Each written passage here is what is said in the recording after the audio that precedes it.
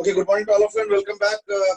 थोड़ा सा इनिशियल आज कुछ कंफ्यूजन था शेड्यूल में, शायद कई बच्चे इधर उधर के आ रहे थे एंड तो एक एक करके एंट्री देना पड़ा मुझे leaving out the class 11 students. So good morning Shivam, Karthik, Dhruv, Aryan, Pratyaksh, Manan, Kushi, Satyam, Rohanveer, Akshit. Somebody is in the pipeline. चलो ठीक है, तो let's finally get started. जो भी initial joining hiccups थे, I hope that's over. We were discussing about the ways in which a nucleus breaks down, है ना? और nucleus breakdown का purpose क्या है? To become a more stable nucleus, है ना? तो nuclear breakdown का जो purpose है, वो है to become more stable, है ना? Nucleus. तो जैसे अल्फा पार्टिकल निकल जाएगा तो इन दैट केस क्या होगा? एटॉमिक मास रिड्यूस हो जाएगा. एटॉमिक मास रिड्यूस होते क्या होगा? रेडियस ड्रॉप करे, मतलब थोड़ा श्रिंक करे. और जैसे रेडियस श्रिंक करता है तो न्यूक्लियर फोर्स एकदम एक्सपोनेंशियली बढ़ जाता है.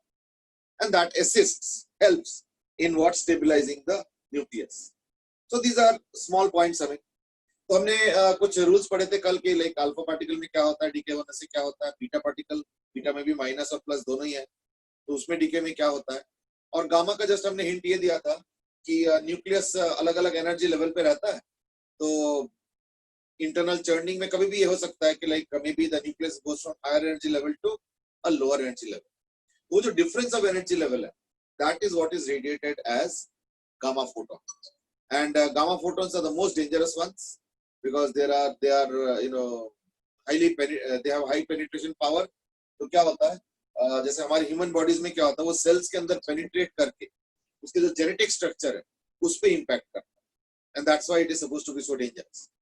देखो अल्फा और बीटा उतना डेंजरस नहीं है except for those people who are working in a nuclear reactor. जैसे मान लो कोई रेडियोएक्टिव डीके अगर मान लो 10 किलोमीटर दूर हो रहा है तो अल्फा पार्टिकल्स हमें कोई खतरा नहीं. क्यों? Alpha particles few centimetres to few metres के बाद रुक जाता है. Beta particles few meters to few hundred meters, चलो ठीक है. Gamma particles or rather gamma photons can travel miles and miles and miles, and that's why they are so harmful. And if they penetrate the body or if they enter the body, as I said, genetic mutation happens. And in fact, Japan में research ये कह रहा है कि Japan में third fourth generation में भी वो जो एटम बम गिराया गया था, उसमें जो रेडिएशन और रेडिएशन रिलेटेड हैवक क्रिएट हुआ था, दैट वाज इन 1940s. तो लाइक 60-80 यानी 4 जनरेशंस हो गए. इवन थर्ड फोर्थ जनरेशन के बाद भी बर्थ डिफेक्ट्स आ रहे हैं of a much higher ratio. देखो birth defect is something which is natural in the sense कि 1 in a million, है ना, 1 in a lakh, अलग अलग टाइप के डिफेक्ट्स आते हैं, ये तो होता है. But when it is let's say 1 out of 15 or 1 out of 20, that means what? There is some distortion. तो देखा गया कि that their lineage can be traced back to families belonging to those who have been affected by that nuclear bomb. ठीक है ना? So therefore you can understand how much dangerous radioactive decay can be or radioactive radiations can be for our own self. Of course that does not mean that it is only dangerous. There are positive sides also, because had it been only dangerous तो शायद आज के दिन वो exist नहीं करता या आज के दिन में उसको use नहीं करता. But yes, some of its utilities far outweigh some of the problem areas. So that's why it is still being used. चलो दिव्यम says कि अब तो फिर से weekend आ गया. Yeah, weeks are passing by very quickly. Nobody is able to realize also. Okay, Shivam has some information. Let's share that. If the narrowly directed beam happens to be pointed towards the Earth, it shines as gamma ray frequency with such intensity that it can be detected even at a distance of up to 10 billion light years, which is close to the edge of the visible universe.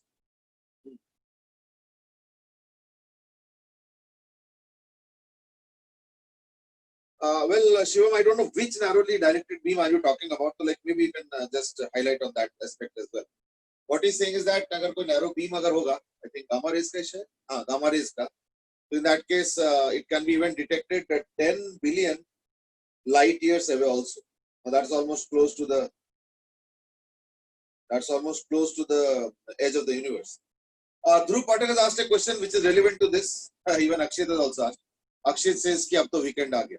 So everybody waits for the weekend, it seems. Maybe including me also. ठीक है ना?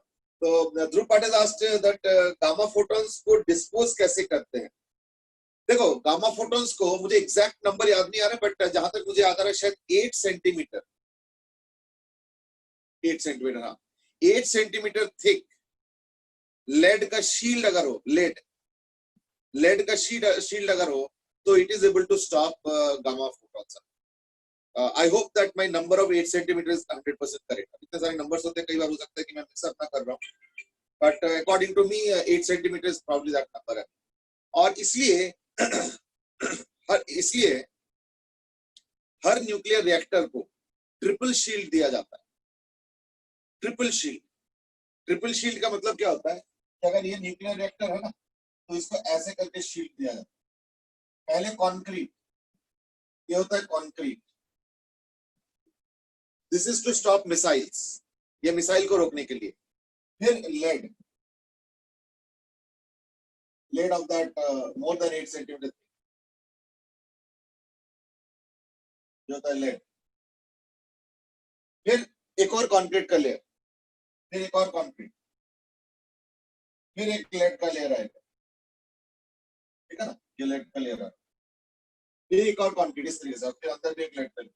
So therefore there is a nuclear reactors have this kind of what is called as triple shielding.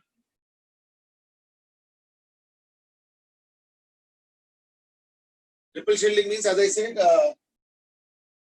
lead के 3 layers और concrete के भी 3 layers ऐसे होते. one more layer of concrete.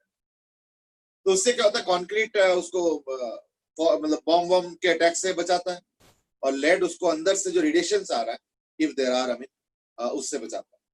ठीक है ना? तो इसलिए dispose is not the right word actually. Dhruv, what would be better word is how to stop them, and how to stop them. और देखो 100% स्टॉप हो भी नहीं सकता है. इसलिए देखो in India there are 2 mines. Radioactivity का जो माइंस है, यूरेनियम फ्यूल एंड ऑल, उसके 2 माइंस है. एक झारखंड में है, that is called as Jaduguda mines. उसमें तो माइनिंग होता है, वो थोड़ा जंगल में है, तो लाइक थोड़ा सा सेटलमेंट से दूर है. एक शिलोंग में भी काफी बड़ा एरिया है, लेकिन वहां पे माइनिंग अलाउ नहीं करते, वो लोकल से अलाउ नहीं करते. क्यों भाई? उनका भी यही डर है. I mean they are not some tribes और समथिंग लाइक दैट कि उनको धोखे में रख के कुछ भी कर लो. They are educated people, I mean, so they have not allowed. I mean, though maybe they could have allowed had things been done properly, but I don't know. But they do not allow mining in that area. Reason being, as I said, it's radioactive. So like obviously mining करेंगे तो कहीं ना कहीं radiations होंगे, तो obviously जो locals होंगे उनको भी influence करेंगे या उनको भी affect करेंगे, है ना? So that's why they have not allowed. I mean, और इसके अलावा देखो इंडिया में unfortunately या fortunately I don't know, अभी तक जो इंडिया में टेक्नोलॉजी यूज किया जा रहा है रिएक्टर का, that is mostly uranium based. और यूरेनियम इंडिया में ना के बराबर. There only 2 mines. बताओ, एक माइनिंग करने नहीं देते और एक से कोई बहुत ज्यादा आउटपुट आता नहीं. It's not a very efficient mine, I mean not a rich mine. तो देयरफॉर यूरेनियम के इंडिया में हमेशा शॉर्टेज रहता है, और इसलिए यूरेनियम के फ्यूल जो है हमें अलग अलग कंट्रीज से बाई करना पड़ता है. और वो भी देखो न्यूक्लियर इंडस्ट्री में क्या है ना, there are lots of checks and balances. So lots of issues. I mean, they don't sell easy. वो सारा न्यूक्लियर प्रोलिफरेशन टीटी करके आता है, तो like that's political. I mean, तो like let's not go into that.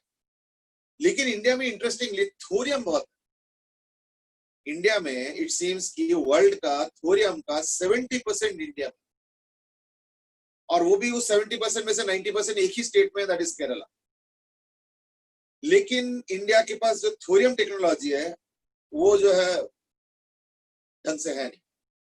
So therefore, India is not able to produce thorium-based reactors with that efficiency. I mean, अगर ऐसे होगा तो in that case, India will really become self-sufficient as far as fuel is concerned in nuclear reactors if India is able to somehow generate the or devise the thorium technology.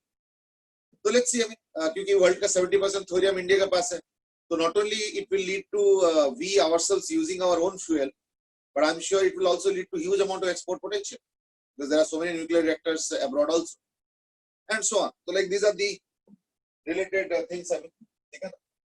So technology is such a thing that there are a lot of restrictions.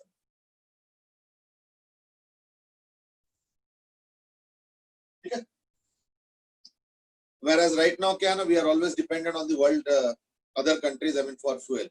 अभी तो शायद Belarus और थोड़ा बहुत France और थोड़ा बहुत Australia, बस यही लोग इंडिया के फेवर में जो है, and they have given fuel and these are things. So let's proceed now. We were discussing on different types of radiations. तो maybe उसमें एक फटाफट क्वेश्चन कर लेते हैं. Maybe let's say like this, that there is some X which is 212. This is let's say 90, and there are some alpha particles.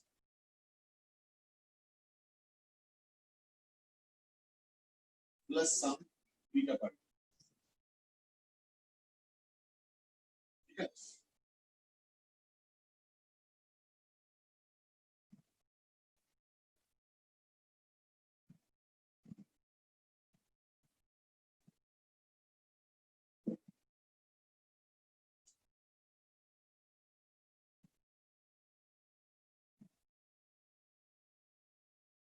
Simple question. Question is how many alpha particles and how many beta particles have been emitted. Find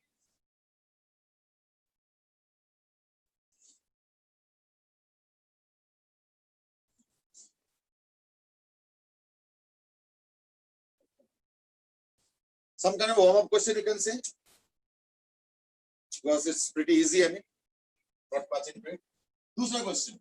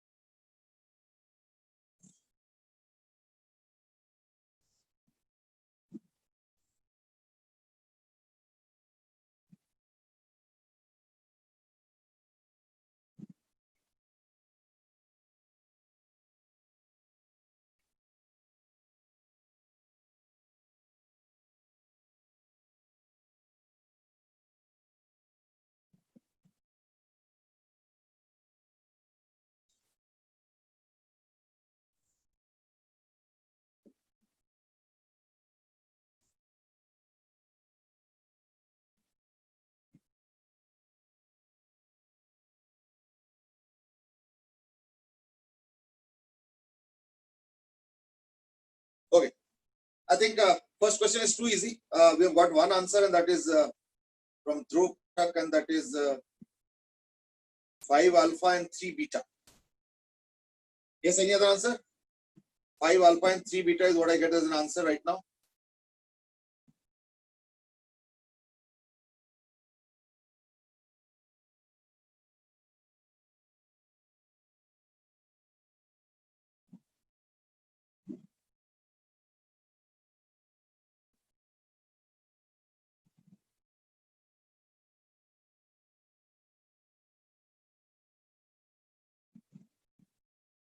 Okay. Akshat is also given the same answer, and that is 5 and 3. Shivam also the same answer. Pretty easy question, because in this case we are supposed to find out first the number of alpha particles. क्यों?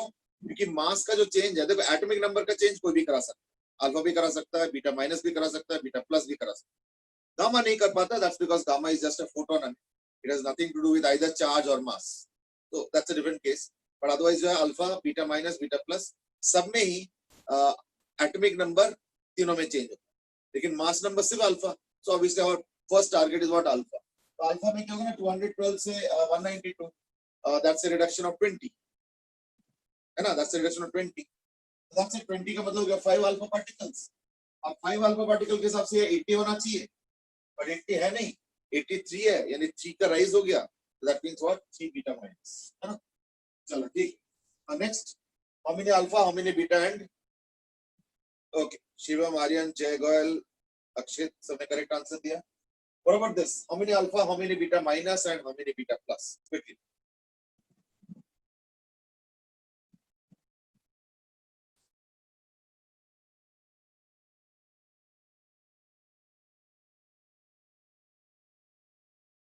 Okay, Rohan has given a quick answer, and that is 462. Okay.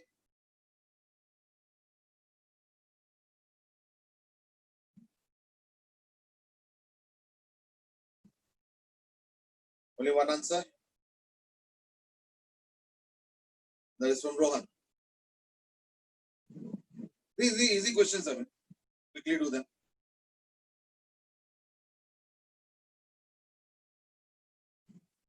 Okay. I think more answers are now coming up.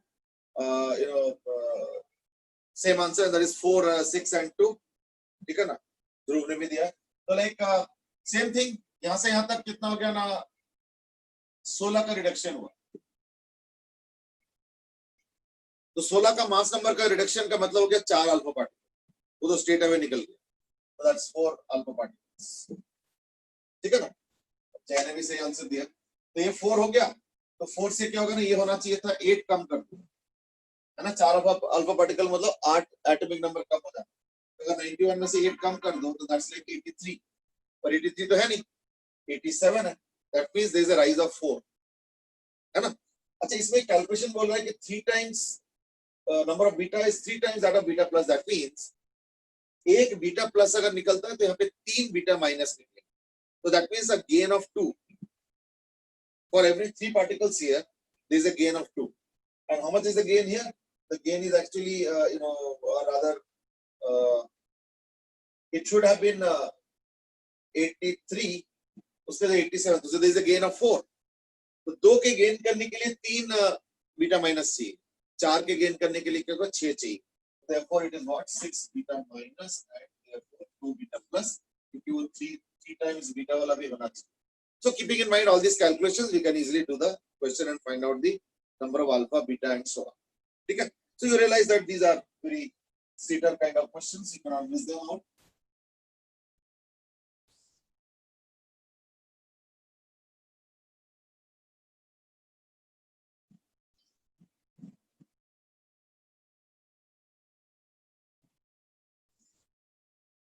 Okay.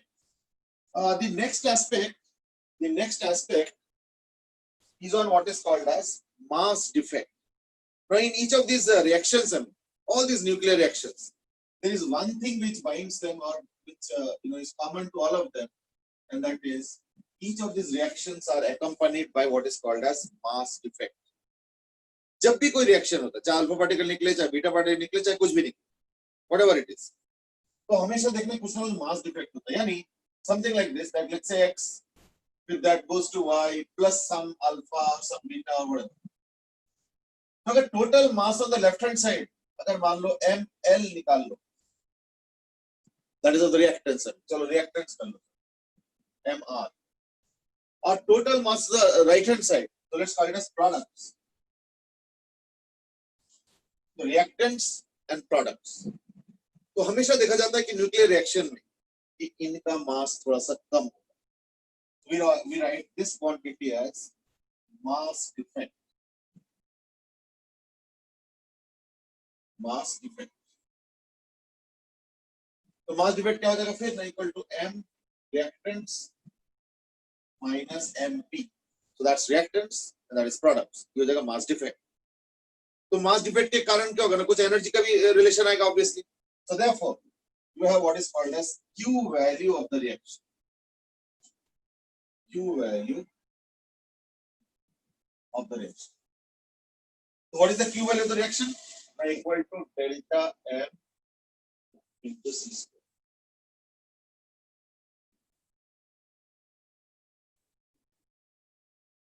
ठीक है.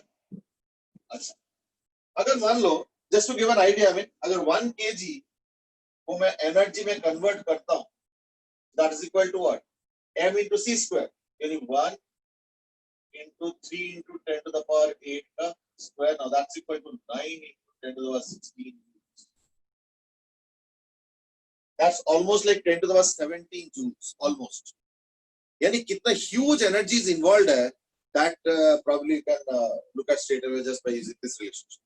कि अगर 1 kg mass को हम energy में convert करते हैं, this is a huge amount of energy. पर जनरली देखना ऐसे क्वेश्चंस में केजी वेजी में आंसर आता नहीं है, क्वेश्चन देते नहीं. what is generally given is in atomic mass unit. So what about let's say 1 atomic mass unit? So 1 atomic mass unit में ये corresponding energy कितना हो जाएगा? Atomic mass कितना होता है? 1.6 into 10 to the power minus 27 into 3 into 10 to the power 8 का square. ये हो गया एनर्जी. लेकिन हम लोग ना इसको इलेक्ट्रॉन वोल्ट में ज्यादा पसंद करते हैं.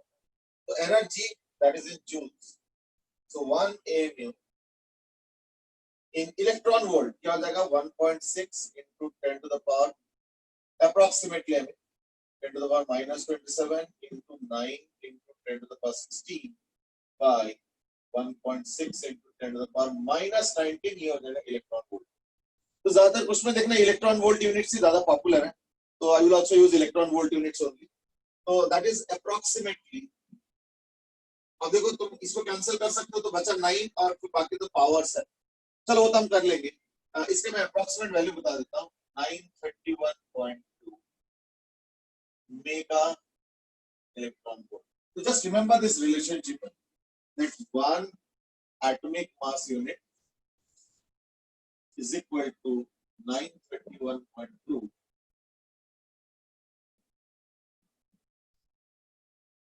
बस रिलेशन याद कर लो.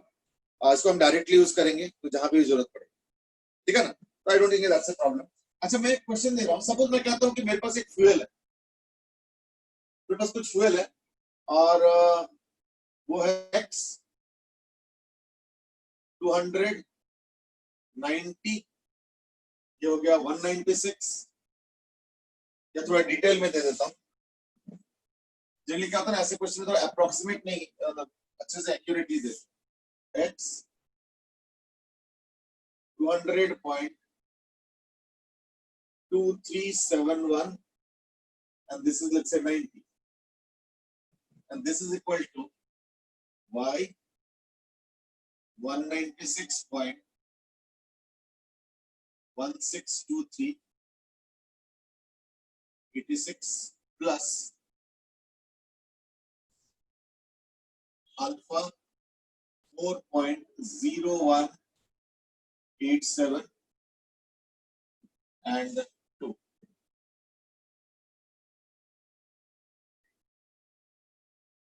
बस ये दिया हुआ. I hope the numbers are visible.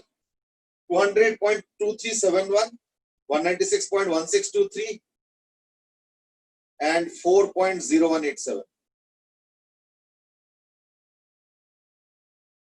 ठीक, ये given. Let us say this is used as a fuel. तो कैलकुलेशन ज्यादा होगा आई नो. तो लाइक देखो एग्जाम में क्या होता है ना वो थोड़ा सोच समझ के वैल्यूज देते हैं.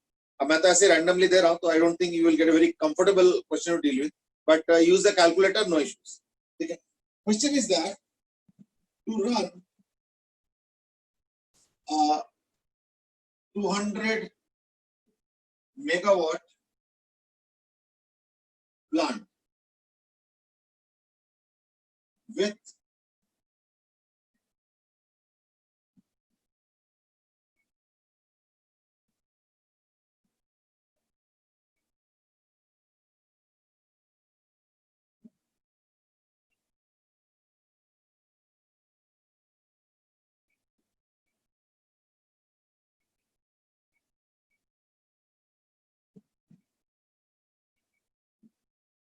क्वेश्चन इज कि अगर मान लो 30% एफिशिएंसी का एक प्लांट मुझे रन करना है. ओवरऑल एफिशिएंसी 30% दिया हो सारे एफिशिएंसी मिला के.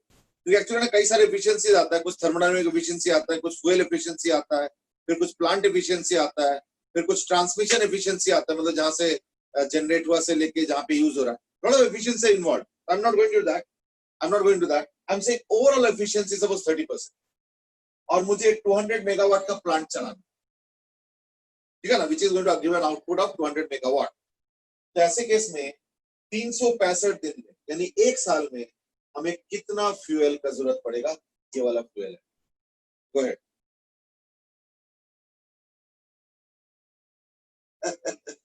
अक्षय दास की इस चैप्टर में क्या सिर्फ गंदे कैलकुलेशंस के अलावा भी कुछ है? एक्चुअली ना देखो ये जो बता रहे हो ये पहले वैलिड था. पहले एक्चुअली बहुत बेकार क्वेश्चंस आते थे और ये जो मैं दे रहा हूँ ना इस टाइप के क्वेश्चन आए हुए. ठीक है ना? हुए चाहिए एडवांस. तो ऐसे पहले आते थे, लेकिन पता है ना उस समय लॉग टेबल वगैरह उस सहूलियत था। अब क्या हो गया ना कि दे गिव वैल्यूज, वो भी कैलकुलेट कर लेते हैं कि विच कुछ काटापीटी हो जाए, give values in a manner that lot of things get cancelled out, ठीक है। आई थिंक इट्स ओके, तो ठीक।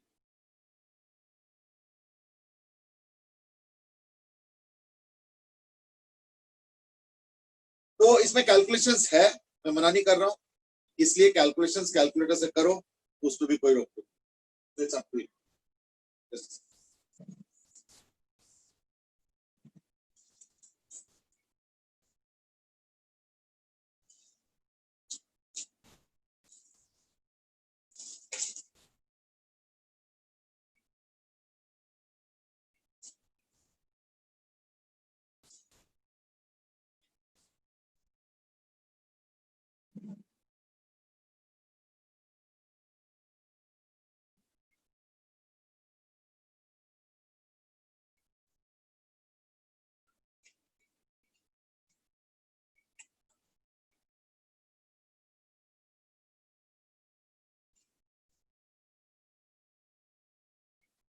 ध्रुव has asked कि ये 931 कैसे हो गया, ये तो सब कैंसिल हो गया। एक्चुअली पता है क्या ना, ये जो हमने लिखा ना 3 into 10⁸, ये 3 into 10⁸ नहीं है, ये थोड़ा सा अप्रोक्सीमेट है। फिर ये जो मैंने 1.6 लिखा है, ये भी 1.6 नहीं है, ये भी अप्रोक्सीमेट 1.6 है। So don't go by this number sir. मैं जानता हूँ इस नंबर को देखो तो सीधे 900 आता है, अगर इस नंबर के हिसाब से चलोगे तो आंसर 900 आए, I know, but the thing is that if you do a more accurate calculation which we are supposed to do, हमें और एग्जाम में भी हमें यही वैल्यूज लेना, 900 नहीं लेना, एग्जाम में भी हमें 931.2 वाला वैल्यू ही लेना, ये अप्रोक्सीमेट है।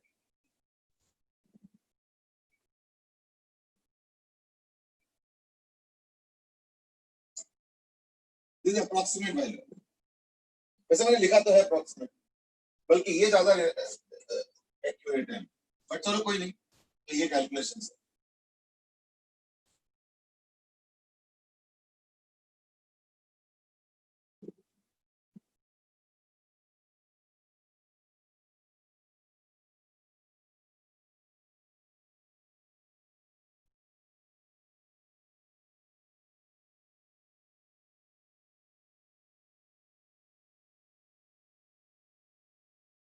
सत्यम ये वाला वैल्यू नहीं दिया होगा,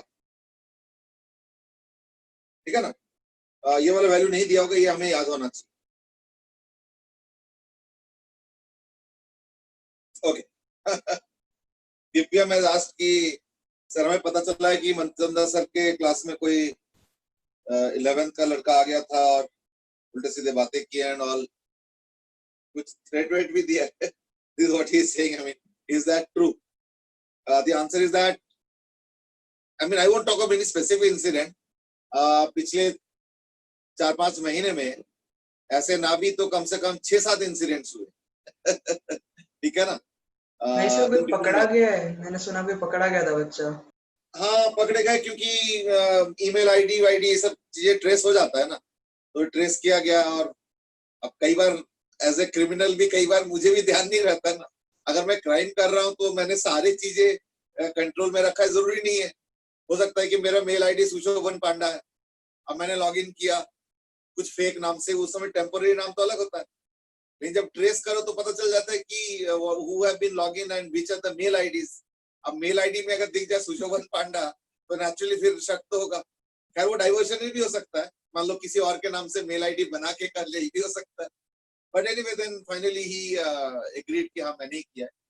फिर वो पेरेंट्स आए थे, फिर वो अपोलॉजी लेटर वेटर काफी कुछ हुआ है पीछे से, ये सब चीजें, तो देखो ये सब चीजें हुआ है, कई बैचेस में हुआ है, and that's why in most of the batches the classes run like this कि पहले वो नाम चेक करके allow करते हैं, फिर वीडियो ऑन किया जाता है, that you switch on your video first, तो जब वो हो जाता है तब जाके क्लास स्टार्ट होता है। I think compared to all those things you all are pretty Decent. really not only decent but you have been also given the chance that you know, and you all come out with flying colors। ये देखो password वगैरह और ये सब चीजें, ये तो इसी बैच का है, और किसी बैच में किसी को तो जान ही रहा है ये वाला चीज, तो यानी वो अगर किसी और को जा रहा है, that means somebody from that batch only has done it, or even if he has not done it, he is the culprit in one sense।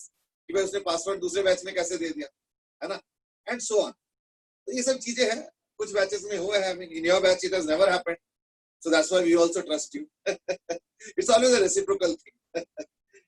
Okay, Akshay says कि हम शरीफ हैं, हाँ, that I will agree to a great extent. Satyam से कि start में दिया नहीं रहता क्या? देखो क्वेश्चन पेपर में कुछ कुछ चीजें रहता है, मैं मना नहीं कर रहा हूँ, बट 931.2 पे वैल्यू रहता है, आई डोंट थिंक सो। और अब तो क्या, अब तो याद हो गया होगा ना, अब छोड़ दो। बट हाँ, जैसे इलेक्ट्रॉन का वैल्यू मैंने देखा, आई don't know why they give it, which is very obvious, 1.6 × 10⁻19 coulomb वगैरह, ये मैंने देखा है वैसे पेपर, है ना। आजकल ऑनलाइन पेपर वगैरह हो जाता है ना, तो हमें पता भी नहीं चलता कि एग्जैक्टली उसमें क्या आया होगा या क्या क्या दिया होगा, तो ये भी एक प्रॉब्लम है। बट चलो एनीवे, तो लेट्स डू वन थिंग, मैं इसके नंबर्स को लिख के क्रिएट कर देता हूँ, बाकी तो देखो we have to do lot of calculations in this, तो करना तो पड़ेगा, अब क्या करें। फिलहाल तो हम लोग के लिए रेस्पेक्ट है कि कैलकुलेटर है, तो वी विल यूज कैलकुलेटर, और एग्जाम में अगर इस टाइप के क्वेश्चन आना होगा ना, तो they will obviously give values which will be able to calculate.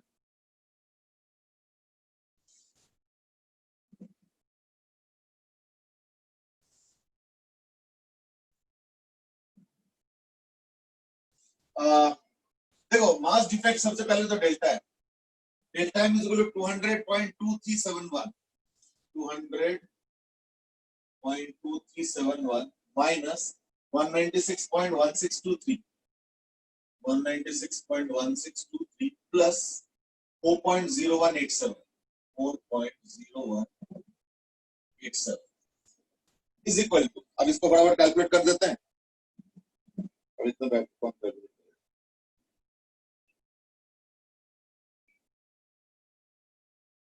I mean calculator से सारा निपटा लेते हैं, जल्दी हो जाएगा। 196.1623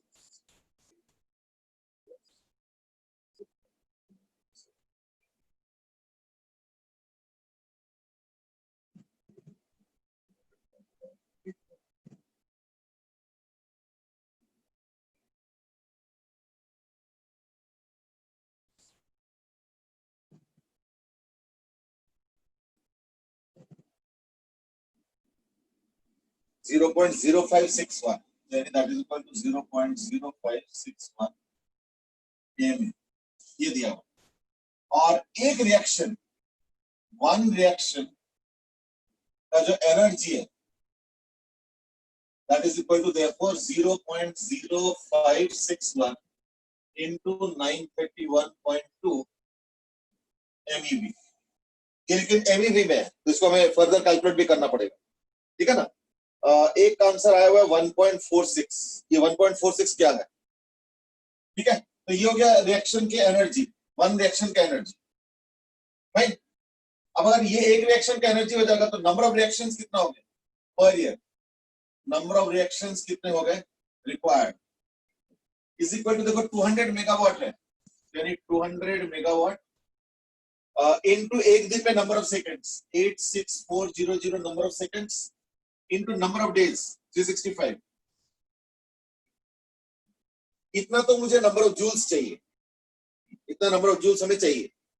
और एक रिएक्शन की एनर्जी कितना, 0.8 वाला, तो नंबर ऑफ रिएक्शंस कितना हो गए, इतना नंबर ऑफ जूल्स, और इसको जूल में लिखूंगा 0.0561 इंटू 931.2 इंटू, अब ये MeV में है, तो इसको भी जूल में कन्वर्ट कर देते हैं, तो 1.6 into 10 to the power MeV है ना, यानी -90 ठीक है, वो एक्चुअली MeV है, मेगा इलेक्ट्रॉन वोल्ट है, तो इलेक्ट्रॉन वोल्ट में -19 है, पर वो मेगा के चक्कर में 10⁻6 किया, तो 10⁻13, नंबर ऑफ रिएक्शन रिक्वायर्ड, ठीक है ना। एफिशिएंसी वाला पार्ट लास्ट में कर लेंगे, और नंबर ऑफ रिएक्शंस, और एक एक रिएक्शन में इतना मास है, इतना मास है 200 इंटू सो एंड सो, यानी हो जाएगा, यानी 200 into 86400 into 365 bye 0.0561 into 931.2 into 1.6 into 10 to the power -13, और इतने रिएक्शन से एक एक रिएक्शन में इतने एटॉमिक मास का मास चाहिए, So that is equal to 200.2371 into वो 10⁻³ नहीं होगा, होगा पावर भी मेगा में है। हाँ नहीं इलेक्ट्रॉन वोल्ट को जूल में कर दिया तो 1.6 तो -19 और मेगा मतलब 10⁻6 से मल्टीप्लाई किया वो मिला के पावर भी मेगा में, फिर ऊपर भी होगा 10⁻6। कौन सा तो पावर 200 था ना। हाँ 200 को तो हमने मेगा किया नहीं। हाँ ठीक है, तो यानी ये भी एक 10⁻6 आएगा इसका, ये एक्चुअली 206 आएगा, बिल्कुल सही बोला, तो इसका जरूरत नहीं है, सही बात। ये हो गया ओवरऑल कैलकुलेशन। और क्या रह गया अभी, क्या बोल रहा था मैं? हाँ ये तो आ गया ग्राम्स में, है ना, ये हो गया ग्राम्स में आ गया। और केजी में कन्वर्ट करने के लिए 10⁻³ और एफिशिएंसी के लिए 30% है, तो यानी 100/30।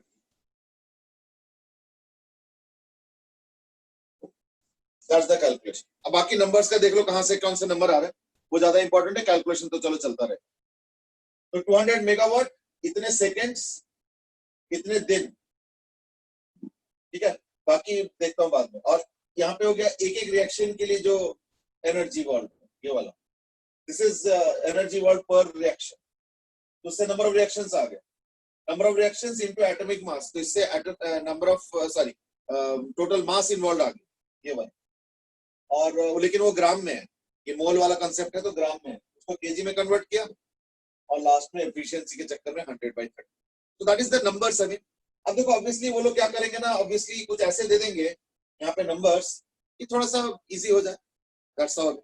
जैसे 200 दिया मैंने, 200 ना देके इसको मैं 931.2 मेगावाट भी दे सकता हूँ। तो अगर 931.2 मेगावाट होगा तो देखो ये कैलकुलेशन खत्म हो जाएगा, है ना, ये चीज है।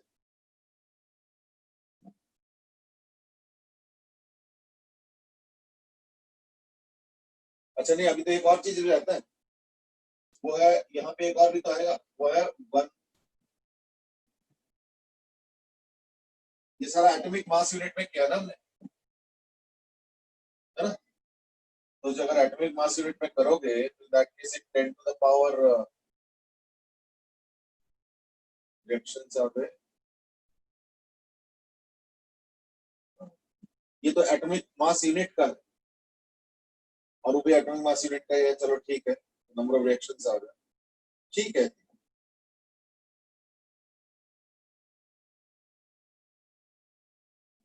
भाई, और तो कुछ नहीं रहेगा ना।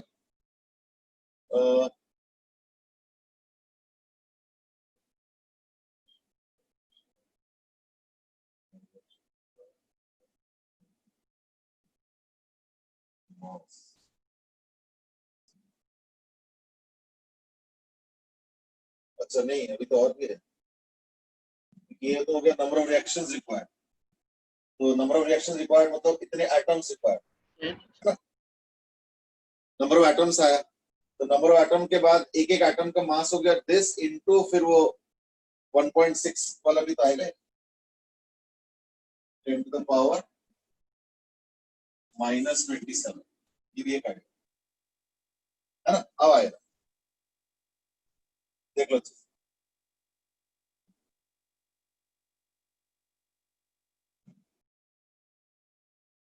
अनिरुद्ध सेठ की, इसलिए अगर हम स्टार्टिंग में ग्राम पर मोल में करें तो ज्यादा इजी होगा। एक्चुअली ना देखो, it just way of getting acquainted, है ना। बाकी तो देखो कैलकुलेशन तो करना ही पड़ेगा, कैलकुलेशन वो भी अगर करोगे तो भी इनिशियली वो कैलकुलेशन निपट जाएगा।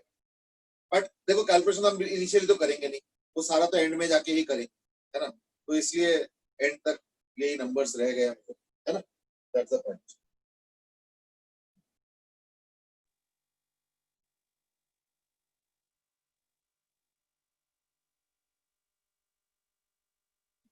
नहीं एक्चुअली मैंने गलती कुछ और किया,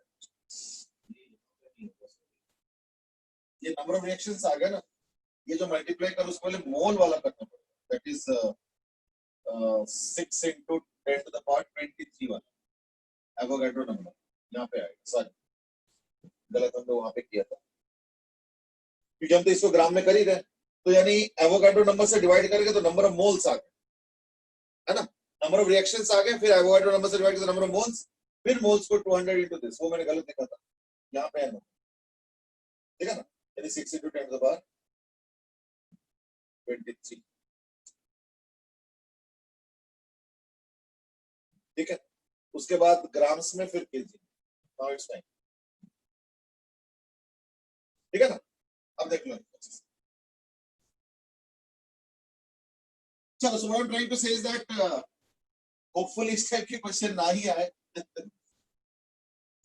ठीक है ना, बट यू नो व्हाट, जो क्वेश्चन आ सकते हैं, now this little unreasonable to expect है, बट जो क्वेश्चन आ सकते हैं वो जरा देखा जाए, and that is related to what is called as binding energy of a nucleus. Now that's what is called as binding energy. अभी क्या है ना, बाइंडिंग एनर्जी क्या है ना, देखो अगर मान लो मैं न्यूक्लियस के कंस्टिट्यूएंट्स देखता हूं तो there are certain protons and there are certain neutrons, that's what essentially nucleus is, rest of the particles are not so much considered. तो जब हम इनको इंडिविजुअली अलग से लेते हैं, number of protons and number of neutrons, और फिर उससे जब न्यूक्लियस क्रिएट करते हैं तो it is seen that there is a mass defect even in that case also.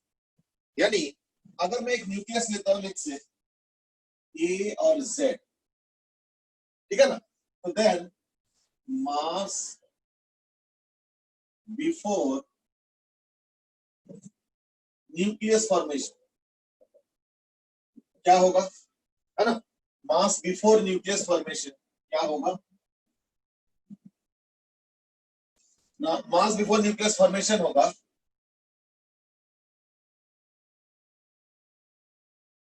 ZMP, mass of proton, plus A minus Z MN, and that is mass of neutron.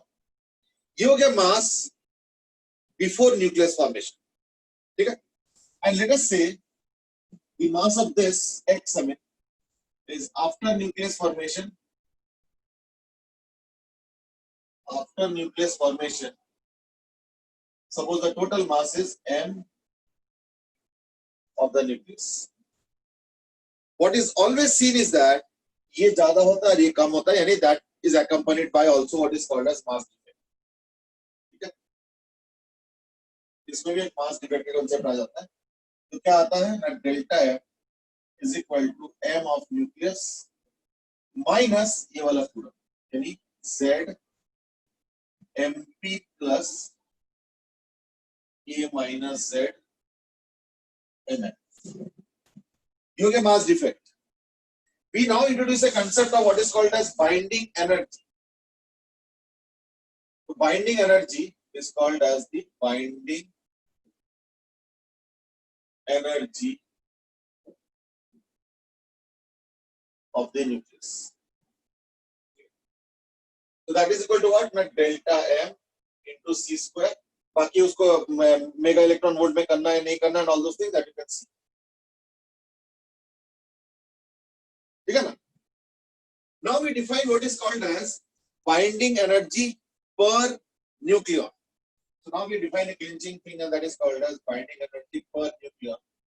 ये क्या हो जाएगा, binding energy upon atomic mass A, वो वाला A, है ना। What is seen is that कि अगर binding energy per nucleon higher होता है, that means nucleus is more stable.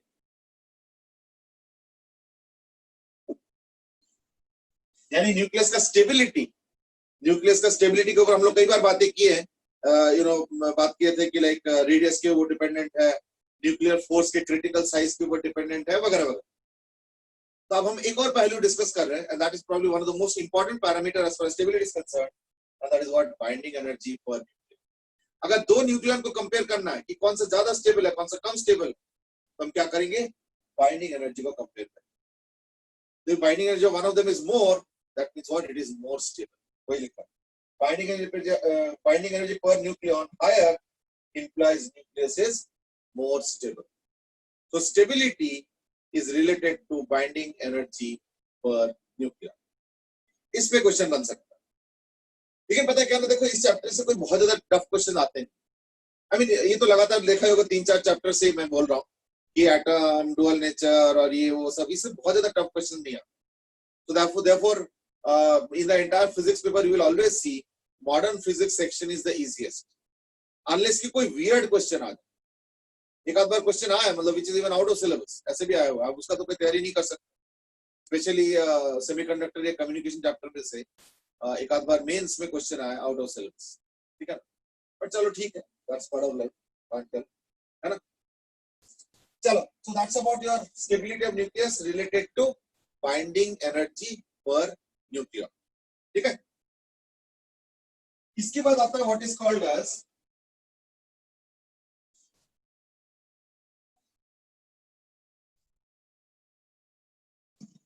Rate laws.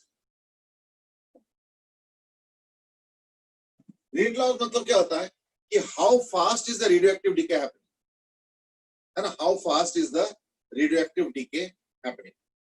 तो इसका जो रेट होता है that is directly proportional to the number of particles in it, D N dt is directly proportional to number of particles। पर क्योंकि वो रिड्यूसिंग है, इसलिए जब हम कांस्टेंट डालते हैं तो लिखते हैं dndt is equal to lambda n but with a minus sign, क्योंकि ये रिड्यूसिंग है। तो फर्स्ट ऑर्डर रिएक्शन है। अब फर्स्ट ऑर्डर रिएक्शन में क्या होगा, फर्स्ट ऑर्डर रिएक्शन में क्या होगा ना, dn by n is equal to minus lambda dt 0 to t n not to n, simple. तो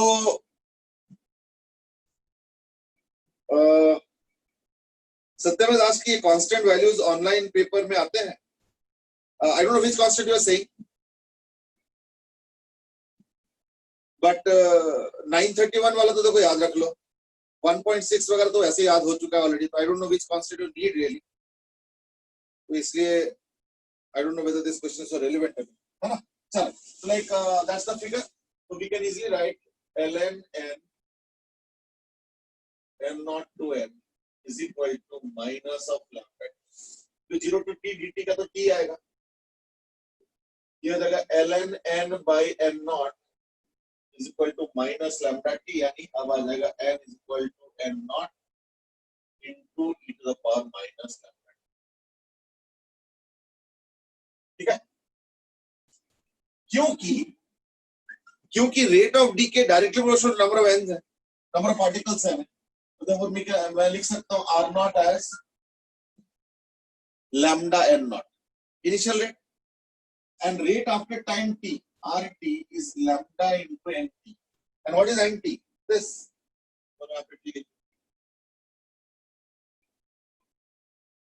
n भी मीनिंग वही है, कोई अलग कुछ नहीं, lambda into nt, so therefore rt is equal to lambda into n naught e to the minus lambda।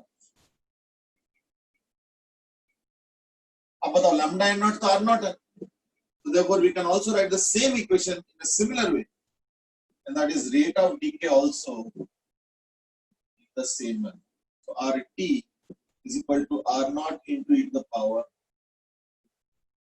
minus lambda, that was। तो दोनों का अगर मैं वो बनाता हूं तो ग्राफ सेम ही बनेगा, ऐसे n वर्सेस t और rate of decay versus time, कोई फर्क नहीं है, ये n नॉट हो गया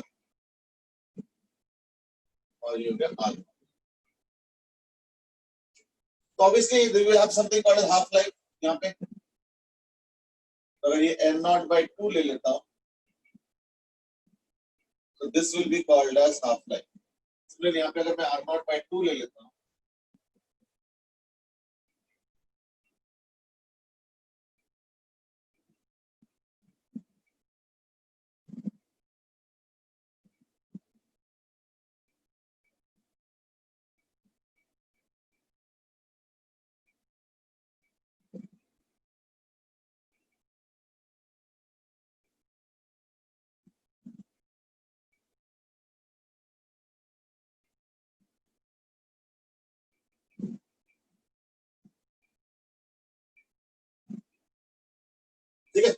और ये कब होगा?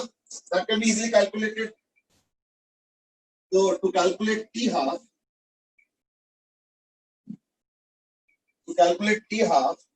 we need to just put n naught by 2 for calculating t half. n naught by 2 is equal to n naught into e to the power minus lambda t. क्या गया? मतलब हाफ लाइफ कैलकुलेट कर रहा हूँ, तो n naught तो cancel हो गया, हाफ हो गया, तो ln ले लेता हूँ दोनों साइड, तो यानी माइनस लैम्डा टी हाफ, इसका मैं बोल दूंगा T half is equal to ln half equal to minus ln 2, है ना? Therefore t half is equal to ln 2 by lambda.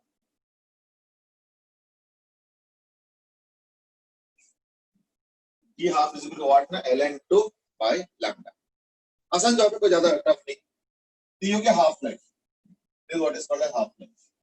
और ln 2 होता है around 0.693, so therefore I can also write it as, therefore t half finally is equal to 0.693 by lambda. यानी इतने time बाद क्या होगा, सैंपल का अमाउंट ओरिजिनल के कंपैरिजन में क्या होगा ना, हाफ हो जाएगा. ठीक है ना?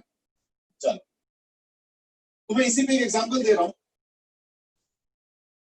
और वो यहां पे भी होगा, यहां पे भी हाफ हो जाएगा.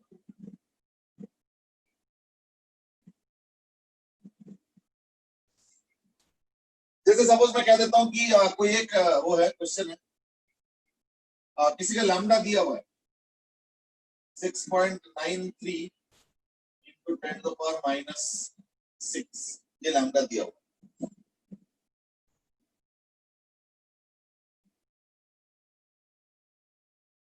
Question is, find time after which the sample decays by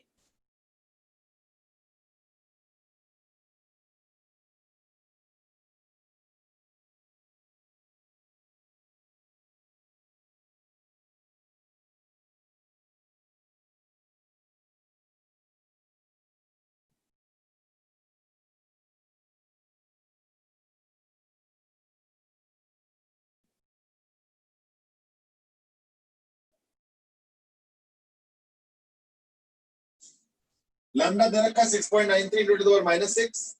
Find the time after which the sample decays by 96.875%. Go ahead.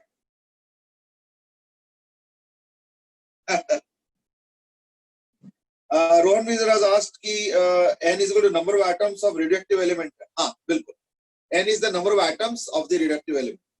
And Akshita said कि ये तो केमिस्ट्री में बहुत सारे कर लिया ऑलरेडी. I know. वो तो मैंने पहले बोला ना, 70% तो रिपीट है, कांट हेल्प. थोड़े बहुत टाइप ऑफ क्वेश्चंस अलग भी आते हैं, which maybe you have not done in chemistry. That is the only thing. Otherwise the chapters तो सारे common है.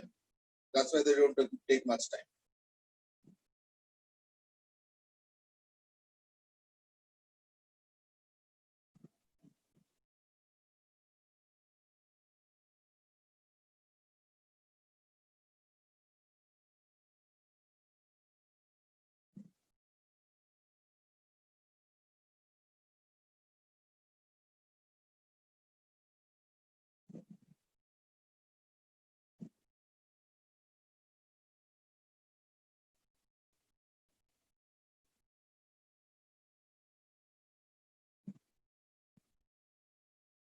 ठीक है, आर्यन ने और मनन डंगवाल ने एकदम ऑलमोस्ट एक साथ आंसर दे दिए, and that is 5 into 10 to the power 5. Suyasha, Rohan, अब सबने ये आंसर दिया, that is 5 into 10 to the power 5. Actually the observation is very important. अगर ऑब्जर्वेशन ठीक से नहीं करेंगे ना, तो इन that case it will become another long question, क्योंकि बेसिकली n नॉट के जगह 100 पुट करना है, और nt, चलो ये वाला इक्वेशन तो हाफ लाइफ के लिए था, but nt is equal to n naught into e to the power minus 100. तो कायदे से मुझे करना क्या चाहिए, कायदे से मुझे ये करना चाहिए कि nt के जगह पुट करें 96.875 है जो भी ये हो, और n नॉट का तो चलो n नॉट है, उसको 100 पुट कर देंगे, है ना? तो परसेंटेज को पुट कर, तो फिर e to the power minus lambda T, तो लैम्डा दिया हुआ है t, तो इससे कैलकुलेट करके t कायदे से, तो यही क्वेश्चन। बट देखो ऐसा हम लोग करते नहीं है, because that's like too tedious. In this case the observation is that if you look at carefully, जो कि हमें हेल्प करेगा, दैट इज 100 से 50 से 25 से 12.5 से 6.25 से लेके 3.125। so that's like एक बार हाफ लाइफ, दो बार हाफ लाइफ, तीन बार हाफ लाइफ, चार बार हाफ लाइफ और पांच बार हाफ लाइफ, वो मेन पॉइंट। तो पांच हाफ लाइफ तो दिया ही 0.693 by lambda is this, so therefore t is equal to 5 into t half. 5 into t half is what? 0.693 by 6.93 into 10 to the power 6। हाँ, अगर कोई और नंबर्स होते, ये वाले 96.875 की जगह कुछ भी दे दिया, मान लो ऐसे उत्पटांग से 83.54 और समथिंग लाइक दैट, तब थोड़ा सा कैलकुलेशन करना पड़ेगा, तब हमें लॉग टेबल का भी जरूरत पड़ सकती है ना। बट देन ऑब्वियसली वो क्वेश्चन ऐसे ही देते हैं सिलेक्ट करके कि उसका इतना जरूरत पड़ता नहीं, ठीक है ना। मनन ने अलग आंसर दिया 1.24 into 10⁵ ना ना, ये सही है, 5 into 10⁵ इज करेक्ट, ठीक है ना। रोहन, सुयशा, मनन डंगवाल सबने सही आंसर दिया। मनन तुम एक बार जरा चेक कर लो क्या इशू है। 1.24 into 10⁵ आया तुम्हारा, ठीक है ना। तो that's the answer, sorry minus,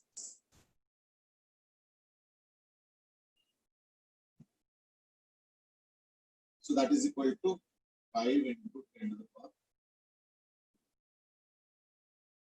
seconds, ठीक है ना। चलो लेट्स कंटिन्यू। सपोज मैं कहता हूं कि मेरे पास एक सैंपल है, मेरे पास एक सैंपल है, मेरे पास एक सैंपल है जिसका हाफ लाइफ दिया हुआ, सपोज है 4 आवर्स,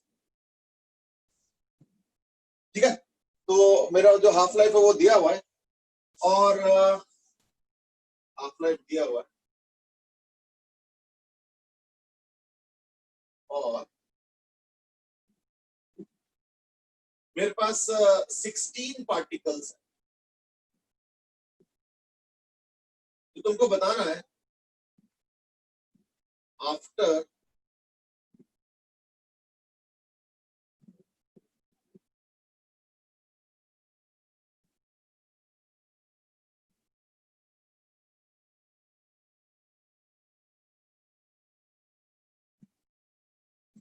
ये क्वेश्चन, हाफ लाइफ दे रखा है 4 घंटा, मेरे पास एक रेडियो एक्टिव सैंपल है जिसके अंदर 16 पार्टिकल्स है, मतलब 16 एटम्स है बेसिकली। चलो छोड़ो पार्टिकल्स, छोड़ो पार्टिकल से कंफ्यूजन हो सकता है।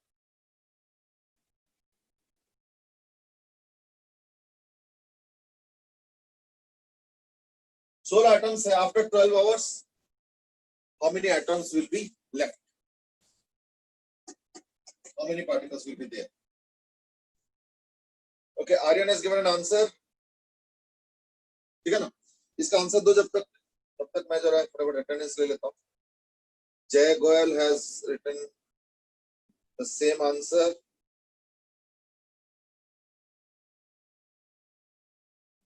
ओके, लेकिन इसमें थोड़ा सा दिक्कत है, मैं ना फटाफट अटेंडेंस ले लेता हूं, उसके बाद दिक्कत डिस्कस करता हूं।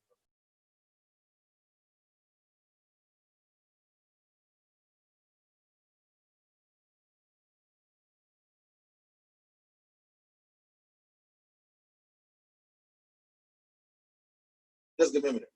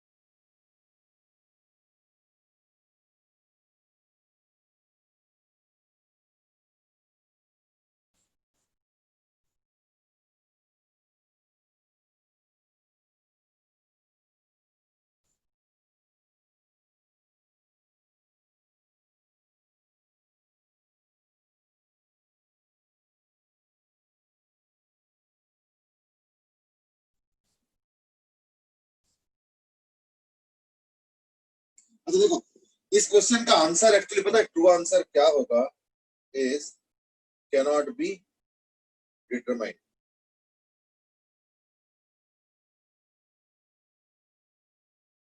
ठीक है ना, इसका एक्चुअल आंसर होगा कैनॉट बी डिटरमाइंड, और एग्जाम में भी यही आया था।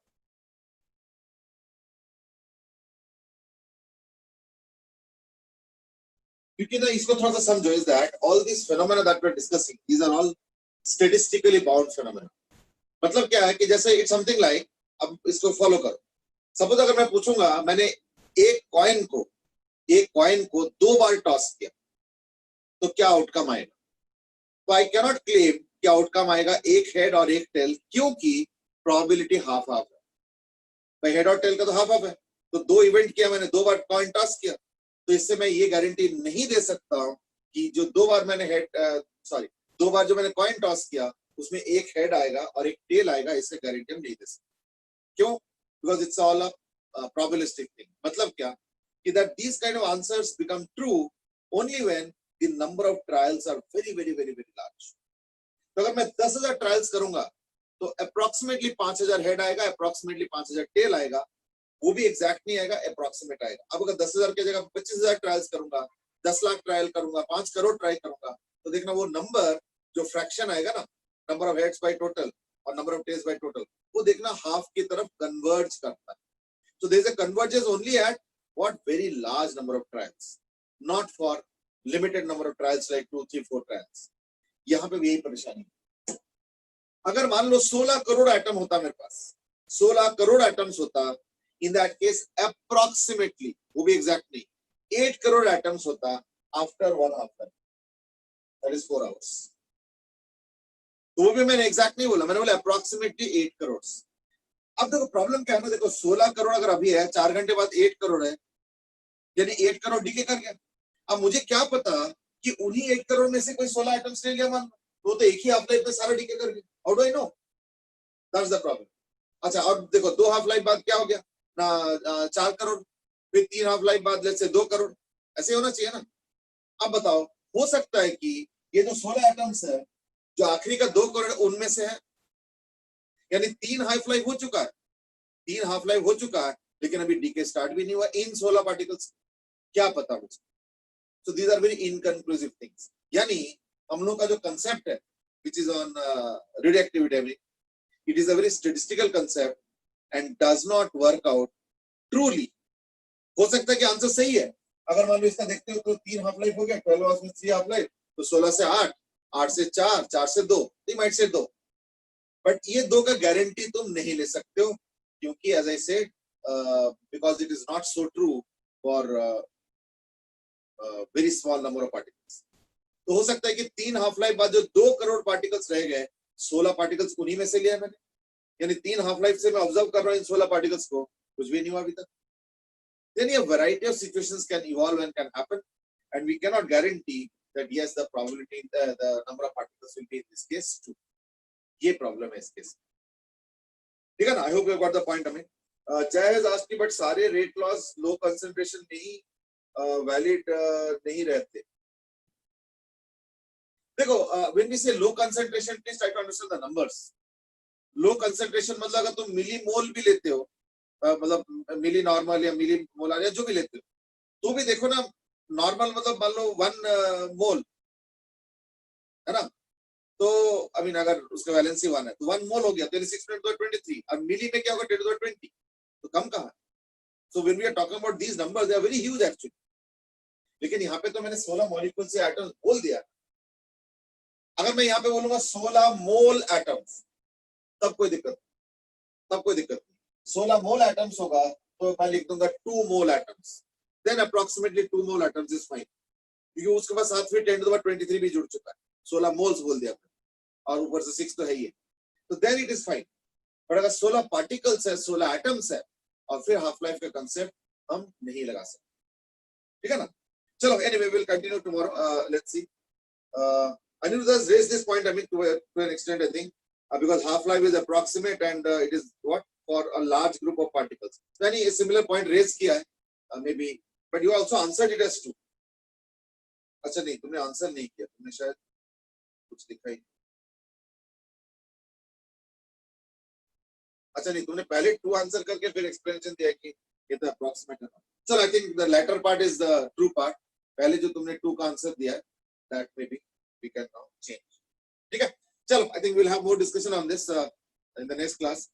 So weekend is near, and I hope that you will again go into the planning stage and see what all you have done and not done, and then hope to meet you on Sunday with a small progress report, and then of course we will begin on resume on Monday. ठीक है, चलो आज के लिए इतना ही. Thank you, sir. Okay, thank you. Yes, sir. Okay, thank you. Have a good day. Thank you, sir. Okay.